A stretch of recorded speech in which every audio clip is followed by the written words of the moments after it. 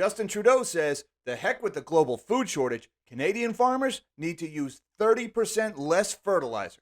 What's up, guys? I'm nobody special, and you cannot make this stuff up as we're sitting here watching a global food crisis emerge, notably in Sri Lanka, where the country recently made the boneheaded decision to go 100% organic, i.e. ban the use of chemical fertilizers, and wouldn't you know it, crop yields in the country were cut in half. And now the economy in Sri Lanka is in just absolute freefall. The country is in chaos. They're on the brink of a nationwide famine, and there's probably going to be another civil war in Sri Lanka. And if that's not bad enough, the effeminate little pansy that's running things in Canada says, hold my mimosa. And with that, we are going to shrink my big melon of a head.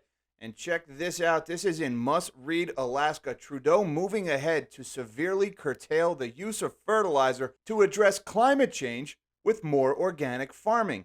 Yes, of course, it's got to be because of climate change, right? We're worried about the increasing occurrence of storms that might kill hundreds or even thousands of people. So the only solution is to starve millions of people to prevent the storms that might kill hundreds of people, right?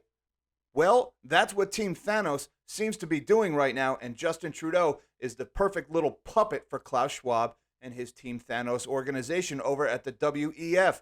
Reading from this article, let 'em eat cake seems to be the message from Canadian Prime Minister Justin Trudeau. The princely Prime Minister wrapped up meetings Friday with provincial ministers and signaled he will move ahead to reduce the allowable use of fertilizer by Canadian farmers as his next step in fighting climate change. The Trudeau government wants a 30% reduction in emissions, but farming experts say that reducing nitrous oxide emissions can't be done without reducing fertilizer use, which will hurt their ability to stay in the farming business. Farmers also say this will result in less food being produced by Canada and will lead to food shortages at a time when there are already global food shortages. And yes, while we're already on the brink of starvation in countries all over the world, when there's already riots and unrest and protests going on in virtually every corner of the globe over the increase in food and energy prices, this is a perfect time, Justin Trudeau, to go ahead and crack down on the use of fertilizer. In Canada, one of the world's biggest food exporting countries.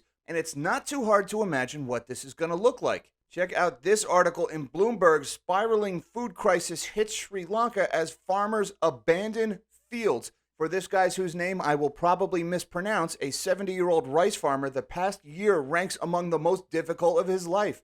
As Sri Lanka battles its worst economic crisis in decades, this guy barely has touched his 4-acre field this season. Without access to fertilizer, he and other farmers expect crop yields to slump, threatening food supplies across a nation already pushed to the brink. Fears of a hunger crisis are rising in Sri Lanka, a teardrop-shaped island south of India. Shortages of items like flour and milk powder are widespread. Food inflation hovers around 60%. Faced with exorbitant costs, many farmers like this guy have skipped rice cultivation entirely this season. It's a scary turnaround for a middle-income country that once faced no problems feeding a population of 22 million people. Sri Lanka's economic meltdown, the most dire since the nation achieved independence from the British in 1948, has taken a severe toll on the agriculture sector. Rice production in the last harvest season had already plunged 40 to 50%. Now seed and fertilizer scarcities could shrink crop yields by as much as another 50% this year, according to somebody else I can't pronounce, the agriculture minister. In April of 2021, the government banned synthetic fertilizer imports to push the country toward organic farming.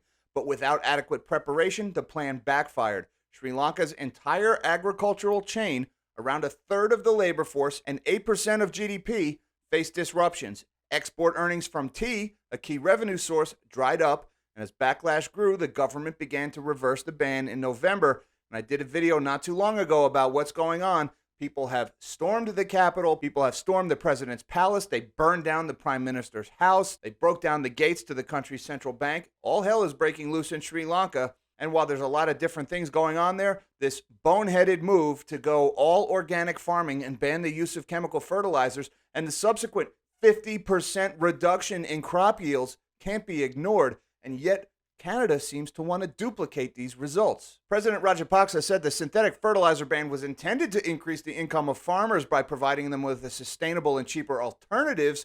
In a recent interview with Bloomberg News, he acknowledged problems with execution. You think? 50% reduction in crop yields. That's quite an execution problem you got there, Raj. Our organic fertilizer manufacturers didn't have the capacity, but I was not informed, he said. Oh, he wasn't informed. How could he have guessed that banning fertilizer use might reduce crop yields? I didn't get the support from people who were responsible. Way to pass the buck there, buddy. You just put your whole country into the brink of starvation, and it's because other people didn't back you up.